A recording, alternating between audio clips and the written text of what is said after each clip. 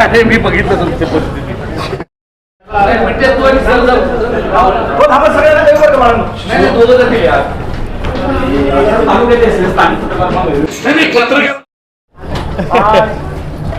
मी आणि आपल्या सिनेमातले कलाकार मुद्दाम नारायणगावला का आलो? नारायणगाव हे असं एकमेव गाव आहे की मागच्या 12 दिवसात तिथं सगळे शो हाऊसफुल आहेत, देऊळ बंदचे. आई आवडतोय का सिनेमा? आई आवडला का? मुद्दाम आपल्या शेतकऱ्यांसाठीचा विषय आपण घेतलेला आहे आणि तुम्ही एवढी मंडळी हाऊसफुल शो करताय नारायणगावात. मला ह्याचा सगळ्यात जास्त आनंद आहे. लक्षात ठेवा, शेतकऱ्यांपर्यंत हा सिनेमा पोहोचावा म्हणून केलेला आहे. आज अख्ख्या महाराष्ट्रात हा सिनेमा नवीन नवीन रेकॉर्ड करतोय. आजपर्यंतचा सगळ्यात मोठा सिनेमा ठरतोय. पण या सिनेमाचं यश त्याच वेळी असेल ज्यावेळी गावागावातला शेतकरी आणि त्या शेतकऱ्याच्या घरातले कुटुंबीय हा सिनेमा पाहतील, तेव्हा तो सिनेमा खऱ्या अर्थाने यशस्वी झाला. कारण आता 2 दिवसांनी मी पिट्याभाई दयाभाई आम्ही सगळे लांब लांब फिरतोय. कुठं? मराठवाड्यात जाणार आहे, मराठवाड्यात, विदर्भामध्ये जाणार आहे, सोलापूरला जाणार आहे सगळ्यांना भेटायला. आज नारायणगावला आलो. तुम्ही लोकांनी मागचे 12 दिवस थिएटरचे ओनर कुठे आहेत? या विक्रांत भाऊ, आम्ही या माणसाचे आभारी आहोत की नारायणगावच्या तालुक्यासारख्या स्टेजला इतकं सुंदर थिएटर, एसी किती सुंदर आहे, हवा येते. या खुर्ची आमच्या बघा, या माऊली कशा बसल्यात निवांत खुर्चीत. तर ह्या ज्या माऊली आनंदाने या खुर्चीत बसल्यात, याच्यासाठी थिएटर मालकांसाठी टाळ्या वाजवा. मुद्दाम तालुक्याच्या आणि ग्रामीण भागातल्या ठिकाणी मी फिरतोय कलाकारांना घेऊन.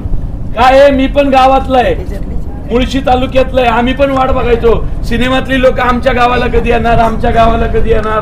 कुणी आलं नाही. मग मी सिनेमावाला झालो आणि आता ग्रामीण भागात जातोय. हा, तर चला मंडळी, बसून घ्या. तुमचा शो अर्धवट थांबवल्याबद्दल तुमची माफी मागतो. कलाकार कोण कोण अजून?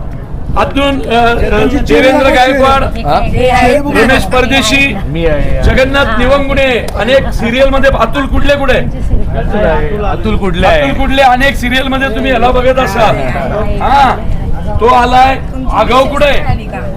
ते मुंबईला गेले. आणि आम्ही काय केलं, ग्रुप 2 भाग पाडले, 2. हा, कारण कमी वेळात सगळीकडे फिरायचंय महाराष्ट्रात आणि वेगवेगळ्या ठिकाणी फिरतायत. पण अजून 1 आठवड्यानी, पुढच्या आठवड्यात ज्यावेळी येईल त्यावेळी तिला घेऊन येईल. ओके, स्वामी समर्थांनाही घेऊन येईल. इथं दिंडोरी प्रणित आपला पाट्याळीमध्ये. ओके, तर बोला श्री स्वामी समर्थ महाराज की. आता फक्त मी इथून बाहेर पडल्यावर मागे येऊ नका. काय सांगतो, सिनेमा चालू आहे.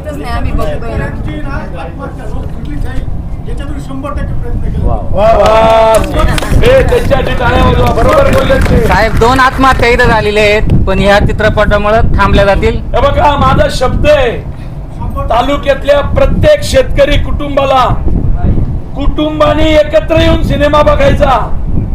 आता आपण प्रशासनावर त्याच्यावर डिपेंड राहायचं. आपण आपल्या शेतकऱ्याबरोबर उभं राहायचं. आधी कुटुंबाने उभं राहायचं. बायकोनी, आईनी, आजीनी, आजोबांनी, पोरांनी.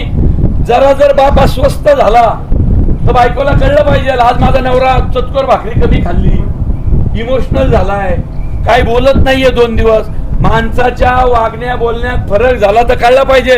काय माहितीये का, घरातलं पुरुष मंडळी असतात ना, त्यांचं दुःख घरातल्यांसमोर मुद्दाम बोलत नाही.